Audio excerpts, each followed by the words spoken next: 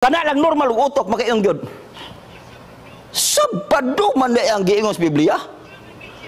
Nganong Domingo man ang gitudlo sa amoa. Paminaw ra. Niya ang kasaysayan sa kalibutan giunsa pag-usab ang pagbalaan sa Sabado ngadto sa Domingo. Tan-awon tayong mubo nga kasaysayan sa kalibutan diha sa natad sa Kristohanong kasaysayan. Kung basahon ni mga Ecclesiastical History Book 5, Chapter 22, in a select library of Nicene and post-modernist fathers, 2nd series, volume 2, page 32, nag-ingon. The church historian Socrates, who wrote in the 5th century, says, almost all churches throughout the world celebrated the sacred mysteries of Sabbath of every week. Yet, the Christian of Alexandria and at Rome, on account of ancient tradition, have ceased to do this.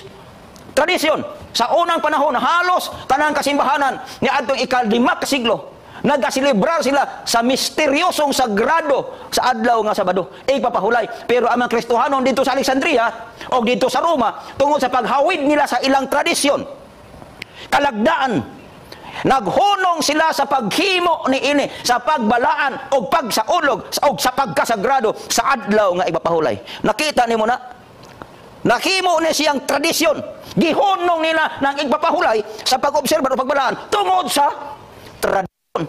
Kining tradisyon, kining atong kalagdaan makigsunan, okay lang unta ng kalagdaan nga natunong sa balaang kasulatan o wa matunong sa balaang kasulatan, diha na ang problema.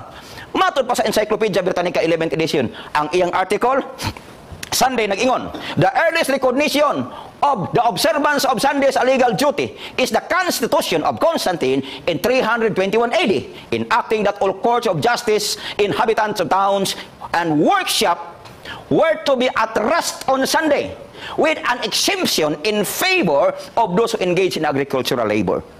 Asa nagsugod ni? Mga kaigsuunan? Hala, ang unang nagpasiugdag yun ani, mga kaigsuunan, aning Sunday observance as a legal duty si Constantine ni adtong 321 AD. Diha na nagsugod Sa ato pa, og wa kaabot si Constantine atong 321 AD, dili na siya mahimo ba kay igsuunan nga pamalaod nun. So diha nagsugod. Kaning nga tradisyon, Sunday observance, mga kaigsuunan, ang nag-unag yun ana mga Kristohanon gihapon. Unya pagkahuman 321 AD nag-enact na si Constantine mahitungod niini nga inhabitants of towns and workshop were to be at rest on Sunday. So nakimo na ang Domingo nga igpapahulay. Pero di pa kay piit sa unang panahon. Kay kadtong mga mag-uuma, pwede pa mo manarapo. Pero kaning wa mag-uma, pahuway mo. Dito nagsugod. Unya kung pangutan-on mo ang Converse Catechism, makaigsuunan, nga suwat ni Peter German sa page 50, mato pa, which is the Sabbath day? Unsay tubag? Saturday is the Sabbath day. So the question, why do we observe Sunday instead of Saturday? Ang tubag, because the Catholic Church transferred the solemnity from Saturday to Sunday. Actually, ang pagbalhin sa pagkabalaan sa Sabado ngadto sa Domingo, mao ni siya ang pinakadako nga contribution sa Roman Catholic Church leadership. Ang una ng mga leader sa Roman Catholic Church, mo na pinakadako nila nga contribution diha sa edukasyon sa relihiyon.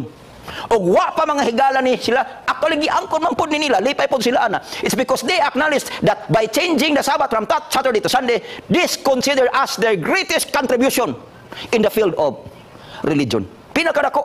Pasalamatan po nato nga atong mga pangulo sa Roman Catholic Church sa unang panahon, kadtog yung nagpasiugda ani. Dahil kaning karon nagsunod-sunod naman lang ni. Sunod na lang, hala sige, unsay gitudlo sa una, ato na lang gisunod ron. Kaya nga naman, nalig-o naman na sa unang panahon, sige sunod-sunod na lang po ron. Now, ang Roman Catholic mga igsuodan, sila gi original ana kanang pag-usab sa Sabado ngadto sa Domingo. Ang uban nga mga evangelicals nato nga makaigsuonan, nagsunod anang Sunday observance and Sunday keeping, ila nang nakuha gikan sa ato mga kaigsuonan nga mga membro or mga pangulo sa Roman Catholic Church. Congratulations. Malipay pirmi ana. Actually ang pag-abot sa Katolikos Pilipinas o sa kalibutan, dako baya nagkatabang. Ang problema lang kay wa lang gyud matudlo sa iyang mga galamay, sa iyang mga kaparian, sa iyang mga magtutudlo sa Biblia, unsa gyoy tinuod nga kamatuoran sa adlaw nga ipapahulay nga Sabado, pinasikad sa balaang kasulatan. Wa lang gyud matudlo. Kay kung itudlo lang gyud bitaw ni, mao bitaw matinga ka sa Catholic Bible, Roman mo nga Sabado ipapahulay. Lahi ang gasuwat, lahi ang itudlo. Nga naman, Kay ang ilang patukuranan nga duha man gud ang ilang patukuranan sa Iglesia Katolika Romana, ang balaang kasulatan ug ang tradisyon. Pero kung pangutan-on mo sila, mas ganahan sila sa tradisyon kaysa balaang kasulatan. Maunay hinungdan kining pagbantay o pagbalaan sa adlawng Domingo. Mauni mga kaigsuonan ang gisunod nga tradisyon sa mga minilyon sa pagkakaron. Kinsa man ning leader sa Iglesia Katolika Romana nga nangusog anis pag-usab niya, the Pope is of so great authority and power that he can modify, explain, or interpret even divine laws. The Pope can modify divine laws since his power is not of man but of God, and he acts as a vice-regent of Christ upon earth. Muna giingon aning libro ha. Naasa ubos makita ninyo mga kaigsuonan asa gikuha ng libro. Actually, ang nangusog gyud pag-ani ang leader gyud sa church ang Pope. Di lang ko mag-mention og 15 nga Pope. Basta kay ang giingon mga kaigsuonan di na ko mo detalye ana. Ang Santo Papa mao'y nangusog ana nga pag-usab sa sinugdan. Gikan kang Constantine, gilig-o na sa Santo Papa o gitudlo na nila sa tanan nila mga kaginsakpan nga Domingo ang adlaw nga igpapahulay og mao'y ilang gibalaan. Abi ni mong higala sa diha bitaw nga gipangusgan na ni sa atong mga higala sa unang panahon nga pangulo sa simbahan, ang pag-usab-an di kay masayon. Ngano man? Una, ning abot ning dako kayong persecution, paglinutusay. Ngano man, kaya ang ato mga igsoong Hudiyo, Sabado magid nag-ila, unya mosugot man na silang panitan. Ang ato po mga igsoon nga mga Islam, mga kaigsuonan, di po Islam obiya silang pagtulunan. Kung tan-aw nimo sa diyang gi-implementar ning usa sa ila mga tradisyon, ako kang ingnon nga makalilisang ang dugo nga naula. Maobitaw ng mga tao kay di gustong mga matay, hing subscribe na lang ining tradisyon nga dili makaplagan sa balaang kasulatan.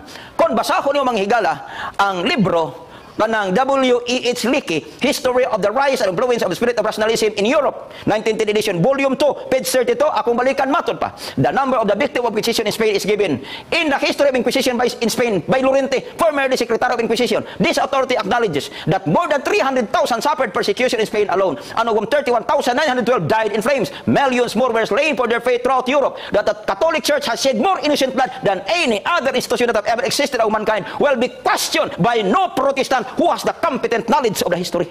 Grabe na kung tanaw nimo. Di na nato nabalikan. Apan aron nga ma-promote gyud pag-ayo, aron nga masunod sa mga tao ning agi sa og pagpanglutos, pagpanghulga og pagpatay. Aron nga matuman gyud kadtong mga tao mga higala nga mobarog gyud sa pagtulunan sa balang kasulatan nangamatay tungod sa paglutos. Apan kadtong dili gusto mga matay mga kaigsunan, hingsunod sila aring tradisyon na aron lang maluwas ang ilang kinabuhi. Maunay hinungdan nga naghana nga pagtulunan hangtod karon o mugawas dayon ang sinultihan nga nag-ingon unsay namatan maoy pakamatian. Di ba po naman na Catholicism and fundamentalism, page 38 matod pa, it was the Catholic Church that decided Sunday should be the day of worship for Christian in honor for the resurrection. Ato ana, sila rin ang desisyon ana. Why decision na sa balaang kasulatan? In order to make this claim sound theological, ilan ang gipangutlo ang mga teksto sa balaang kasulatan o ilang gigamit ang pagsuporta ni ini. It was the Catholic Church that decided that Sunday should be the day of worship for Christians in honor for the resurrection. Pero di mo na makita sa balaang kasulatan ng Ginoong Kristo karon kay Domingo man ko nabanhaw, Domingo po ang adlaw sa simba, adlaw papahulay og adlaw nga balaan. Di mo na makita sa balaang kasulatan. Kaya ang giingon sa balaang kasulatan magkigsunan, wa nay laing adlaw gihimo sa Dios nga balaan, gipahulayan og gibalaan adlaw yung Sabado, never Sunday to be called the day as holy. Karon, pangutan na, mausab ba di ay sa tao ang balaod sa Dios? Mao nay problema nga atong tan-awon. Usab ba di ay sa tao di ah? Mateo kapitulo 5:17 padung sa 18 gingon, ayaw kamo paghuna-huna nga miyani ako ra pagbungkag sa kasugal sa mga propeta. Ako miyani dinis pagbungkag kunis pagtuman. Mato pa niya, kaysa pagkatilod sultihan ko kamo, nga samtang magalungtad pa ang langit ug ang yuta, walay pagkasayloan sa kasuguan, bisan usa na lang kakudlit ni usa ka tulpok hangtod ang tanan. Matuman. Imong nakita ang pasalig sa Ginoo sa balaang kasulatan. Sayon pawagtangon ang langit ug ang yuta, di lang sayloan ng usa ka kasuguan, bisan usa ka kudlit ni usa ka tulpok kana siya tanan. Obligadong sundon sa tao. Mao nay pagturunan sa balaang kasulatan. Dili pwede nang usbon kay ang nasulat na. So dili pwede na nga pinaagi lamang sa pagbunutan sa tao, pinaagi sa tradisyon sa tao, tradisyon sa simbahan nga usbon niya ang balaang kasulatan, labi na ang balaod sa Dios. Mo nang ingon si Kristo, sayon pawagtangon ang langit ug ang yuta, dili lang pwede nga imong lapason og wagtangon og walaon ang akong mga sugo.